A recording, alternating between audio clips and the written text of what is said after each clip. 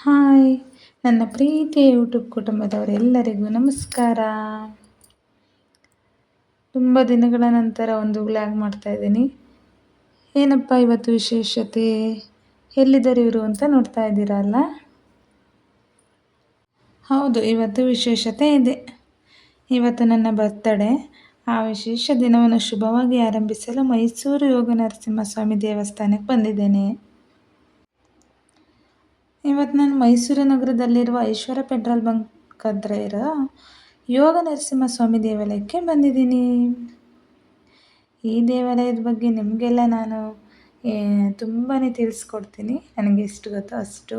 ದೇವಾಲಯದ ವಿಶೇಷತೆ, ಪೂಜೆ ಎಲ್ಲನೂ ಕೂಡ ನಾನು ನಿಮಗೆ ತೋರಿಸ್ತೀನಿ. ದೇವಾಲಯ ದರ್ಶನ ಕೂಡ ನೀವು ನನ್ನ ಜೊತೆ ಮಾಡಿ.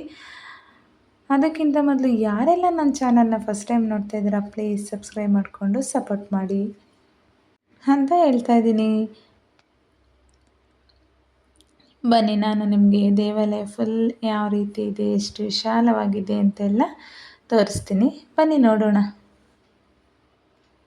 ನೋಡಿ, ನಾವು ಬಂದ್ವಿ ದೇವಾಲಯ ಹೊರಗಡೆ. ಇದು ಎಂಟ್ರೆನ್ಸು, ದೇವಾಲಯದ ಎಂಟ್ರೆನ್ಸು, ಯೋಗ ನರಸಿಂಹಸ್ವಾಮಿ ದೇವಾಲಯ.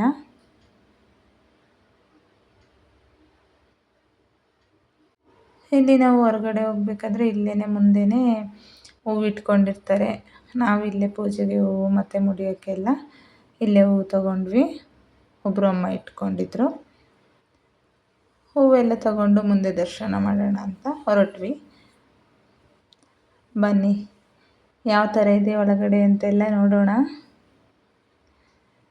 ನೋಡಿ ಎಷ್ಟು ವಿಶಾಲವಾಗಿದೆ ಅಂತ ಹೇಳ್ಬಿಟ್ಟು ದೇವಾಲಯ. ಇಲ್ಲಿ ಬಂದರೆ ಈ ಕಡೆ ರೈಟ್ ಸೈಡು ನಲ್ಲಿಗಳಿದೆ. ಇಲ್ಲಿ ಕೈಕಾಲು ತೊಳ್ಕೊಂಡು ನಾವು ದೇವಾಲಯ ಪ್ರದರ್ಶನ ಮಾಡೋದಕ್ಕೆ ಅಂತ ನಲ್ಲಿಗಳಿದೆ. ಇಲ್ಲಿ ನಾವು ಕೈಕಾಲೆಲ್ಲ ತೊಳ್ಕೊಂಡ್ವಿ. ಹಾಗೆ ನೋಡಿ, ಇಲ್ಲಿ ಫಸ್ಟೇ ದೇವ್ರ ಪಾದಗಳಿದೆ. ಇಲ್ಲಿ ಪಾದಗಳ ಹತ್ರ ಬಂದ್ವಿ, ಕುಂಕುಮ ಎಲ್ಲ ಹಾಕೊಂಡ್ವಿ. ನನ್ನ ಮಗಳು ಕೂಡ ಕುಂಕುಮ ಪ್ರಸಾದ ಎಲ್ಲ ಕೊಡಮ್ಮ ಅಂತ ಅವಳು ಕೂಡ ಹಾಕಿಸ್ಕೊತಾಳೆ. ಈಗೇನೆ ಪಾದ ಎಲ್ಲ ನಮಸ್ಕಾರ ಮಾಡಿಕೊಂಡು ದೇವಾಲಯ ಹೋಗೋಣ ಅಂತ ಹೋಗ್ತಾ ಇದ್ದೀವಿ.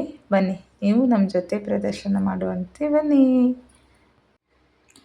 ಈ ದೇವಸ್ಥಾನ ಮೈಸೂರು ನಗರದಲ್ಲಿ ಇದ್ದರೂ ಕೂಡ ತುಂಬ ಶಾಂತ ಮತ್ತು ಪವಿತ್ರ ವಾತಾವರಣ ಹೊಂದಿರುವ ಸ್ಥಳವಾಗಿದೆ. ಇಲ್ಲಿ ಶ್ರೀ ನರಸಿಂಹಸ್ವಾಮಿ ಯೋಗ ಮುದ್ರೆಯಲ್ಲಿ ಶಾಂತ ರೂಪದಲ್ಲಿ ಭಕ್ತರಿಗೆ ದರ್ಶನ ಕೊಡ್ತಾರೆ. ಈ ದೇವಸ್ಥಾನಕ್ಕೆ ಬಂದರೆ ಮನಸ್ಸಿಗೆ ನೆಮ್ಮದಿ, ಧೈರ್ಯ ಮತ್ತು ಒಳಗಿನ ಶಕ್ತಿ ಸಿಗುತ್ತೆ ಎಂಬ ನಂಬಿಕೆ ಎಲ್ಲರಲ್ಲೂ ಕೂಡ ಇದೆ. ಅದಕ್ಕೆ ತುಂಬ ಜನ ಇಲ್ಲಿ ದರ್ಶನ ಪಡೆಯಲು ಬರ್ತಾರೆ. ನೋಡಿ, ನಾನು ದೇವಾಲಯ ನಿಮಗೆಲ್ಲ ತೋರಿಸ್ತಾ ಇದ್ದೀನಿ. ಎಷ್ಟು ವಿಶಾಲವಾಗಿ ಶಾಂತತೆಯಿಂದ ತುಂಬಿದೆ ಅಂತ ನೋಡಿ.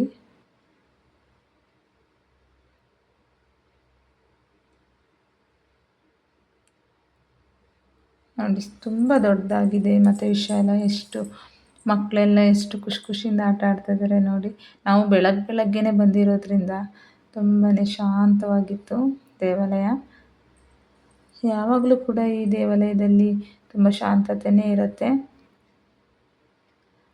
ಇವಾಗ ಎಲ್ಲ ಪೂಜೆಗೆ ಸ್ಟಾರ್ಟ್ ಮಾಡ್ತಾಯಿದ್ರು ಮತ್ತು ಹೊರಗಡೆ ಎಲ್ಲ ಇವಾಗೆಲ್ಲ ಕ್ಲೀನ್ ಮಾಡ್ತಾಯಿದ್ರು.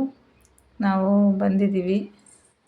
ನಾವು ಕರೆಕ್ಟಾಗಿ ಪೂಜೆ ಟೈಮ್ಗೆ ಬಂದಿದ್ದೀವಿ. ಬೆಳಗ್ಗೆ ಬೇಗ ಪೂಜೆ ಮುಗಿಸ್ಕೊಬಿಡೋಣ ಅಂತ ಮನೇಲೆಲ್ಲ ಪೂಜೆ ಮಾಡಿಕೊಂಡು ದೇವಾಲಯಕ್ಕೆ ಬಂದಿದ್ದೀವಿ. ನೋಡಿ, ಎಷ್ಟು ವಿಶಾಲವಾಗಿ ಎಷ್ಟು ಚೆನ್ನಾಗಿದೆ ದೇವಾಲಯ.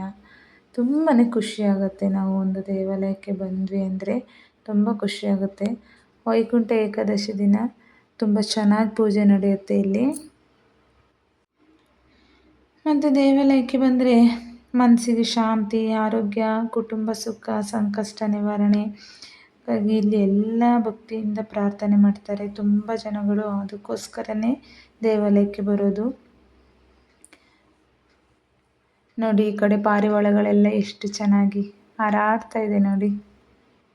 ಪಾರಿವಾಳಗಳಿತ್ತು. ಇಲ್ಲಿ ಎಂಟ್ರೆನ್ಸು, ದೇವರ ಗರ್ಭಗುಡಿ ಇಲ್ಲೇ ಇರೋದು.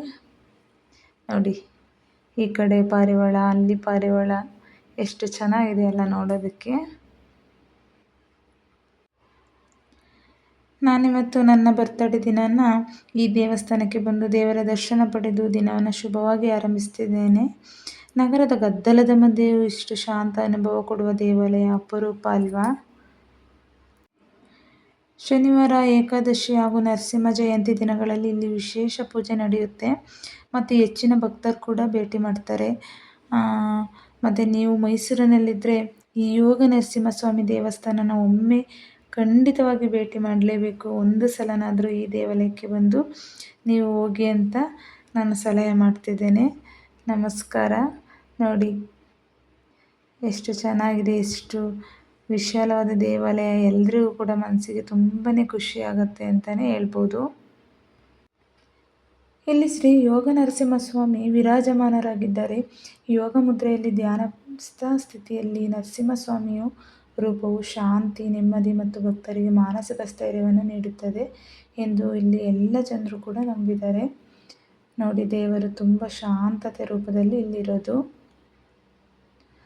ನಾವು ಇವಾಗ ದೇವಸ್ಥಾನಕ್ಕೆ ಬಂದುಬಿಟ್ಟು ದೇವರಿಗೆಲ್ಲ ಪೂಜೆ ಮಾಡಿಸ್ತಾ ಇದ್ದೀವಿ.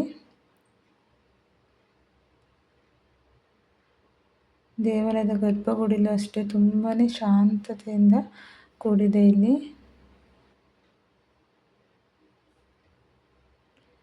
ಈ ದೇವಾಲಯದಲ್ಲಿ ವಿಶೇಷತೆ ಏನಪ್ಪ ಅಂದರೆ ಶಾಂತ ವಾತಾವರಣ ಮತ್ತು ಧ್ಯಾನ ಮತ್ತು ಪ್ರಾರ್ಥನೆಗೆ ಸೂಕ್ತ ಸ್ಥಳವಾಗಿದೆ.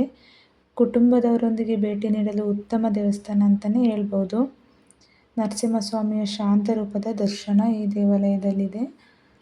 ನಾವು ಹಾಗೆ ಪೂಜೆ ಎಲ್ಲ ಮಾಡಿಸ್ಕೊಂಡು ದೇವಸ್ಥಾನ ಪ್ರದಕ್ಷಿಣೆ ಮಾಡಿಕೊಂಡು ದೇವಾಲಯದ ದರ್ಶನ ಸಮಯ ಬಂದ್ಬಿಟ್ಟು ಸಾಮಾನ್ಯವಾಗಿ ಬೆಳಗ್ಗೆ ಮತ್ತು ಸಂಜೆ ಯಾವಾಗಲೂ ದರ್ಶನ ಇರುತ್ತೆ. ಮಧ್ಯಾಹ್ನ ಟೈಮು ದೇವಸ್ಥಾನ ಕ್ಲೋಸ್ ಆಗಿರುತ್ತೆ.